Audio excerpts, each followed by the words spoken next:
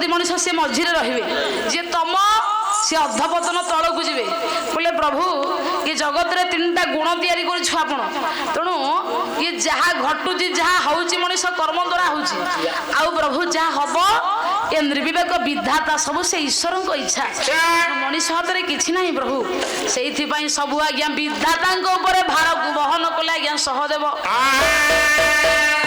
କହିଲା ବିଧିର ବିଧାନ ଅନ୍ୟଥା କେହି ନ ପାରେ କରି, ନାହିଁ ସାଗର ବିଧି ବିଧାନେ ଧରି, ବିଧି ଗୁଣ ଲଙ୍ଘି ଶ୍ରୀରାମ କଲେ ସମୁଦ୍ର, ବିଧି ବସେ ହୁଅନ୍ତି ନବେ ଦିନେ ସ୍ୱତନ୍ତ୍ର, ବିଧି ବସେ ବାରି ବର୍ଷଣ କରୁଛନ୍ତି ବାରିକ, ଧୀରେ ପବନ ହୋଇ ଯିବେ ଦେଇ ଆମଦ। ତାହେଲେ ପୁଣିତ ଜଗତରେ ଯାହା ଘଟୁଛି ବିଧାତାଙ୍କ ଇଚ୍ଛା। ଯେତେବେଳେ ସହଦେବ ସବୁ ଭଗବାନଙ୍କ ଉପରେ ବାଢି ଦେଲେ, ସହଦେବ କହିଲେ ଈଶ୍ୱରଙ୍କ ଇଚ୍ଛା, ନକୁଳ କହିଲେ ଶକୁନିକି ମାରିବି, ଅର୍ଜୁନ କହିଲେ କର୍ଣ୍ଣକୁ ମାରିବି, ବାବା ଭୀମ କହିଲା ମୁଁ ଦୁଃଶାସନ ଆଉ ଦୁର୍ଯ୍ୟୋଧନକୁ ମାରିବି, ଭଗବାନ କୃଷ୍ଣଙ୍କ ପାଖରେ ଧର୍ମରାଜ କହିଲେ ଭାରତ ଯୁଦ୍ଧ ମୋର ଦରକାର ନାହିଁ। 5 କି 15 ହାତରେ ଆମ ଆଜ୍ଞା ସତ୍ୟ ଫଳ ଊର୍ଦ୍ଧ୍ୱକୁ ଗମନ କଲା। ପାଳି ପଡିଛି ଆଜ୍ଞା ଯାଜ୍ଞ ସେନି କର। ଯେତେବେଳେ ଦ୍ରୌପଦୀଙ୍କ ପାଳି ପଡିଛି 5 ପାଣ୍ଡବେ ସତ୍ୟତା ପରିପ୍ରକାଶ କଲା ପରେ ଦ୍ରୌପଦୀ ଆଜ୍ଞା କହିବେ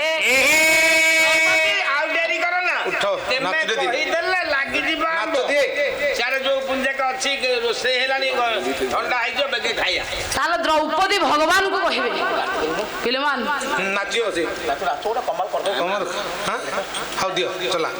ପିଲାମାନେ ଦ୍ରୌପଦୀ କହିବେ ଭଗବାନଙ୍କୁ ଆଗରେ। ଆସନ୍ତୁ ଆଜ୍ଞା ଯଦୁମଣି ମହାପାତ୍ର ପଦିଏ ଛାନ୍ଦ କହିଲେ ନିଗମ ବନିଦାର ଫୁଲ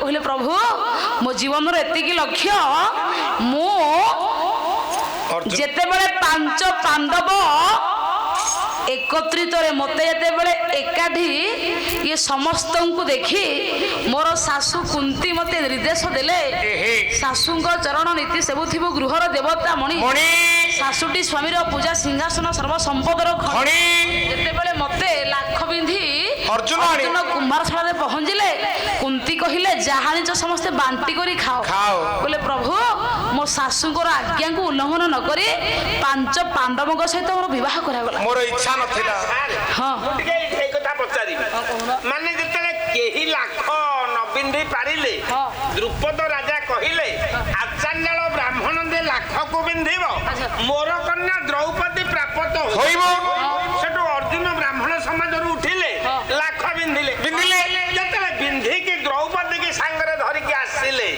5 পাণ্ডব ব্যাস আসিকি কুন্তি কি কুমারশালারে কই দেকি পড়েলে যেতেবেলে 5 পাণ্ডব দ্রৌপদী কি নেই কুম্ভারশালায় পৌঁছিলে কিন্তু ধর্মরাজ যুধিষ্ঠির কহিথান্তে বউ কপাট খোল খোলে আউ অর্জুন লাখ বিন্ধিলা দ্রৌপদী কি সাঙ্গরে ধরিকা নাই আচ্ছা সে কোন কহিলে কহিলে অপূর্ব পদার্থ আনিছু কারণ তাଙ୍କ ମନଟି ଥିଲା। ସିଏ ତ ଶୁଣି ସାରିଲେଣି ନା କୁନ୍ତି ଅର୍ଜୁନ ଲାଖ ବିନ୍ଧିକି ଦ୍ରୌପଦୀକି ଆଣିଛି ବୋଲିକି। ସିଏ କାହିଁ କହିଲେ ଅପୂର୍ବ ପଦାର୍ଥ ଯଦି ଆଣିଛ ବାଣ୍ଟିକି ଖା।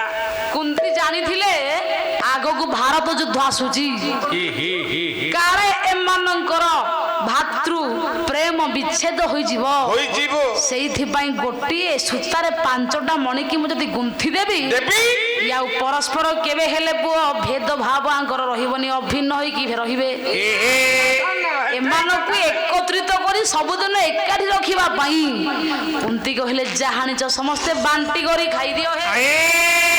ତୁ ଦେଖି ଏତେ ଦିନ ତ ତୁ ତାହେଲେ କହ ଏତେ ଦିନ ତ ପାଳିଆ କୁନ୍ତି ପେଣ୍ଡୁଙ୍କୁ ପୁରା ଦୁଷ୍ଟ ପଣ୍ଡୁଙ୍କୁ ଯେତେବେଳେ ବାହା ହେଲେ ତାଙ୍କର ପିଲା ଝିଲା କିଛି ହେଲାନି। ଦୁର୍ବାସା ଗୋଟିଏ ମାଳ ଦେଲେ, କହିଲେ ଏଇ ମାଳ ଧରିକି ଯାହାକୁ ସ୍ମରଣ କରିବ, ଯାହା ଉପରେ ତମ ମନ ବଳେଇବ ତମର ପିଲା ଛୁଆ ହେବେ। କେମିତି ହେଲା? ଆଚ୍ଛା ତାହେଲେ ଇଏ 5ଟି ପାଣ୍ଡବଙ୍କର ଜନ୍ମ କେମିତି ହେଲା? ମାନେ ଧର୍ମକୁ ସ୍ମରଣ କଲେ ଧର୍ମରାଜ ଯୁଧିଷ୍ଠିର ଜନ୍ମ ହେଲେ। ତାପରେ ପବନ ସହିତ ମିଶିଲେ ଜନ୍ମ ହେଲା ଭୀମା। ତାପରେ ଦେବରାଜ ଇନ୍ଦ୍ରଙ୍କ ଉପରେ ମନ ବଳେଇଲେ ଅର୍ଜୁନ ଜନ୍ମ ହେଲା। ତାପରେ ଅଶ୍ୱିନୀ କୁମାର ହେଲେ ବଡ ବଦ୍ୟ, ସ୍ୱର୍ଗର ବଡ ବଦ୍ୟ, ତାଙ୍କ ସହିତ ମିଶିଲେ ଜନ୍ମ ହେଲେ ନକୁଳ। ସଦେଇଟା ହଉଛି ପେଣ୍ଡୁଙ୍କ ପୁଅ। ତାହେଲେ ଏମିତି କାହିଁ କହିଲେ ତ ପ୍ରସଙ୍ଗ ଚିନ୍ତା କଲେ ହାଣ୍ଡିଟା ପରେ ଗୋଡିଟିଏ ପଇଲେ ଖଡକିରି ହବ। କହୁନୁ କହ। ଆଚ୍ଛା ବଡ ପୁଅ ତ କହିଲା ଏଇ ଅପୂର୍ବ ପଦାର୍ଥ ଆଣିଛୁ। ଆଚ୍ଛା ଯେତେବେଳେ ଶାଶୁ ବୋହୂ ଭିତରେ କଣ ଟିକେ ପଦେ କହୁ ମତେ ଧଡଉ କରି ଉଠିକି କହ ତୁ 5 ହୋଇଛୁ ବୋଲି କହିବ। ମୁଁ ଯଦି ଆକୁ 5ଟି ଛନ୍ଦି ଦେବି ଇଏ ମୁତୁରୁ କି ମୁଁ ମୁତୁରି ହେସ କାହିଁ ଧୋଇବୁ? ପଣ୍ଡିତ ହେଇଯିବୁ ଆଉ ମୋ ମୁଣ୍ଡ ଯାହା କାମ କରୁଥିଲା। ହଲିଆ ଦ୍ରୌପଦୀ ତାରା ମଣ୍ଡବରୀ ତଥା ପଞ୍ଚକନ୍ୟା ସ୍ମରେ ନିତ୍ୟ ପାତ ଗୁଣାସନ। ଏମାନଙ୍କର ଅନେକ ପତି ହେଲେ ମଧ୍ୟ ଏମାନେ ହେଲେ କନ୍ୟା। କନ୍ୟା ହଉଛି କଲ୍ୟାଣକାରୀ ଆଜ୍ଞା। ତାହେଲେ କୁନ୍ତି ତ ଆଜ୍ଞା ଶକ୍ତି ହେଲେ ଗୋଟେ ନାରୀ ଏମିତି ନିଷ୍ପତ୍ତି କେବେ ନେଇପାରିବ କି? 5ଟା ସ୍ୱାମୀ କରିଛି, 5ଟା ସ୍ୱାମୀ କରୁ, ତାର ମତି ଏତେ ନିକୃଷ୍ଟ ହବ କି? ନା ଆଗକୁ ଭାରତ ଯୁଦ୍ଧ ଆସୁଛି ତ ଏ ଭାରତ ଯୁଦ୍ଧରେ କାଳେ ଭାଇ ଭାଇ ସମ୍ପର୍କ ନାଶ ହୋଇଯିବ, ଏଇ ଭୟକୁ ଲକ୍ଷ୍ୟ କରି ଇଏ ଗୋଟିଏ ଦ୍ରୌପଦୀ ସହିତ 5 ପାଣ୍ଡବଙ୍କୁ ପୁଣି ବିବାହ କରିଦେଲେ। ସେଇଥିପାଇଁ ଦ୍ରୌପଦୀଙ୍କର ବିବାହ 5 ପାଣ୍ଡବଙ୍କ ସମ୍ମତରେ ହେଲା କୁନ୍ତୀଙ୍କ ନିର୍ଦ୍ଦେଶରେ। ମନା କଲେ ପଣ୍ଡିତ ଦ୍ରୌପଦୀ ଏତିକି ବେଳେ ଭଗବାନ କୃଷ୍ଣଙ୍କୁ କହିଲେ ପ୍ରଭୁ ଏଇ ଯୋଉ ଆମ୍ବ ଫଳ ପଡିଛି ମତେ କହିବାକୁ ସତ କଥା କହୁଛନ୍ତି? ୟାର ଅର୍ଥ ମୁଁ ଗୋଟେ ନାରୀ 5ଟା ସ୍ୱାମୀ ଗ୍ରହଣ କରିବାକୁ ମୋର କଣ ଇଚ୍ଛା ଥିଲା? ମୁଁ ଶାଶୁଙ୍କର କଥାକୁ ସମ୍ମାନ ଦେବା ପାଇଁ, ଶାଶୁଙ୍କର କଥାକୁ ସ୍ୱୀକୃତି ଦେବା ପାଇଁ ମୋର ଇଚ୍ଛା ଥିଲା। ଅର୍ଜୁନ ମତେ ଲାଖ ବିନ୍ଧିଲା ସେଇ କେବଳ ବିବାହ କରିବା ପାଇଁ, କିନ୍ତୁ 5ଟା ସ୍ୱାମୀ ଗ୍ରହଣ କରିବାକୁ ମୋର ମନ କେବେ ନଥିଲା।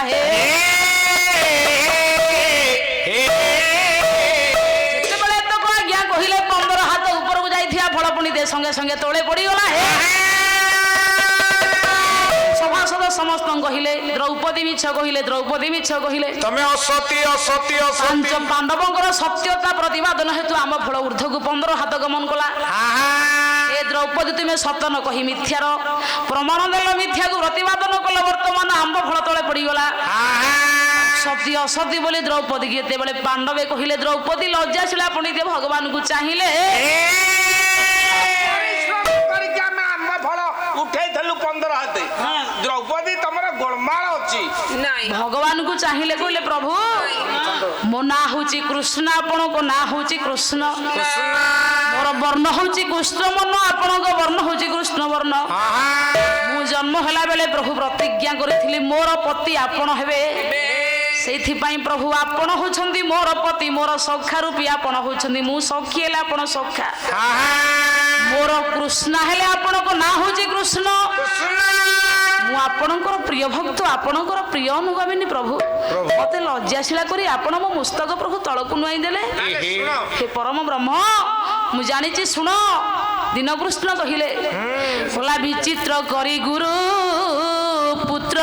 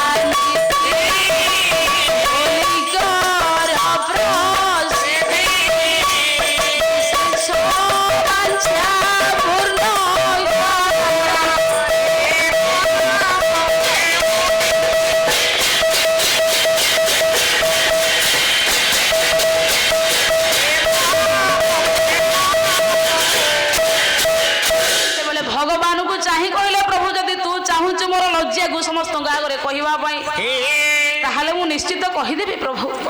ପ୍ରଭୁ ଦିନେ ଯମୁନାକୁ ମୁଁ ସ୍ନାନ କରିବାକୁ ଯାଇଥିଲି। ଯମୁନା ସ୍ରୋତରେ ପାଦ ମୋର ଖସିଗଲା। ଅନେକ ଗଭୀରକୁ ମୁଁ ଚାଲିଗଲି। ରକ୍ଷାକର ଚାରିପାର୍ଶ୍ୱକୁ ଯେତେବେଳେ ଆହ୍ୱାନ କଲି ସେଇ ମାର୍ଗ ଦେଇ ଯାଉଥିଲେ ବସୁସେନ ନିଜେ କର୍ଣ୍ଣ। ଯେତେବେଳେ କର୍ଣ୍ଣ ମୋର ବିପଦକୁ ରକ୍ଷା କରି ଲମ୍ଫ ପ୍ରଦାନ କରି ମତେ ଉଦ୍ଧାର କଲା ବେଳକୁ ଉଲଗ୍ନର ଦେହ କେବଳ କର୍ଣ୍ଣଙ୍କର ବାହୁବନ୍ଧରେ ଥିଲା। ଆଉ ଏ 5 ପାଣ୍ଡବଙ୍କୁ ବିବାହ କଲା ବେଳେ ମୋର କର୍ଣ୍ଣର ବୀରତ୍ୱ ପ୍ରତି ଏତେ ମନ ଦୁର୍ବଳତା ଥିଲା, ମୁଁ କର୍ଣ୍ଣକୁ ବିବାହ କରିବାକୁ ଚାହୁଁଥିଲି ପ୍ରଭୁ। ମନ ଥିଲା ମୋର। 5 ପାଣ୍ଡବଙ୍କୁ ବିବାହ କଲା ପରେ ମଧ୍ୟ ମୋର କର୍ଣ୍ଣ ଉପରେ ମନ ଥିଲା। ସେଇଥିପାଇଁ ପଣ୍ଡିତେ ଦ୍ରୌପଦୀ ହେଲେ ସତୀ, କୁନ୍ତୀ, ମନ୍ଦୋଦରୀ ତଥା ମାନେ 5ଟା କନ୍ୟା ମଧ୍ୟରେ ଦ୍ରୌପଦୀଙ୍କ ନାଁ ଥିଲା। ଅହଲ୍ୟା, ଦ୍ରୌପଦୀ, ତାରା, କୁନ୍ତୀ, ମନ୍ଦୋଦରୀ ତଥା ମଧ୍ୟରେ ଆଜ୍ଞା ଦ୍ରୌପଦୀଙ୍କର କାହିଁକି ସେଦିନ ଜାଗା ରହିଲା ନା ସେଦିନ ଭଗବାନ କୃଷ୍ଣଙ୍କ ସମ୍ମୁଖରେ ସତ୍ୟକୁ ଆଜ୍ଞା ଆଶ୍ରୟ ନେଇ ସତ୍ୟ କଥା କହିଲେ ବୋଲି ଆଜ୍ଞା ଦ୍ରୌପଦୀ ହେଲେ ସତୀ। ଏ 5 ପାଣ୍ଡବଙ୍କ ଆଗରେ ଦ୍ରୌପଦୀଙ୍କ ଲଜ୍ଜା ପଣ୍ଡିତ ମଣ୍ଡଳୀ ମୁଖ ଏଠି ଆଜ୍ଞା ସମସ୍ତଙ୍କ ପାଖରେ ସତ୍ୟତା ପ୍ରତିପାଦନ ହେଲା। ସତ କଥା କହିବାରୁ ସତୀ ହେଲେ ଏବଂ 5 ପାଣ୍ଡବଙ୍କର ପତ୍ନୀ ହେଲେ ମଧ୍ୟ ତାଙ୍କର ପୂର୍ବରୁ ମନ ଥିଲା କର୍ଣ୍ଣ ଉପରେ।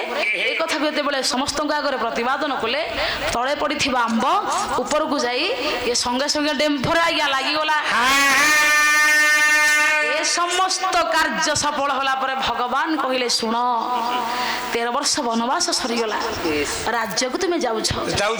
ଏ ଆମ୍ବକୁ କେନ୍ଦ୍ର କରି ଆଜି ଯୋଉ ତୁମକୁ ପ୍ରସ୍ତାବ ଦେଇ ସତ୍ୟ କଥା ମୁଁ ସମସ୍ତଙ୍କ ଆଗରେ ପ୍ରକାଶ କଲି, ଏଥିପାଇଁ ଶୁଣ ଏଠୁ ଯୋଉ ଗଲେ ଭାରତ ଯୁଦ୍ଧ ହେବ, ତୁମ ମନର ଅଭିଳାଷ କଣ ଏବଂ ତୁମେ ଦୁର୍ବଳତା ନା ଭୀରୁ ନା କାପୁରୁଷ, କେତେ କଷ୍ଟ ନିର୍ଯାତନା ମଧ୍ୟରେ ପୂର୍ବ କଥା ମନେ ରଖିଛ କି ପାଶରି ଯାଇଛ, ଏଇ କଥାକୁ ପ୍ରତିପାଦନ କରି ସମସ୍ତଙ୍କ ପାଖରେ ବାଢିବା ପାଇଁ ଏଇ ଆମ୍ବକୁ ଉତ୍ପନ୍ନ କରାଇ କେନ୍ଦ୍ର କରାଇ ମୁଁ ତୁମକୁ ସମସ୍ତଙ୍କୁ ପରୀକ୍ଷା କଲି।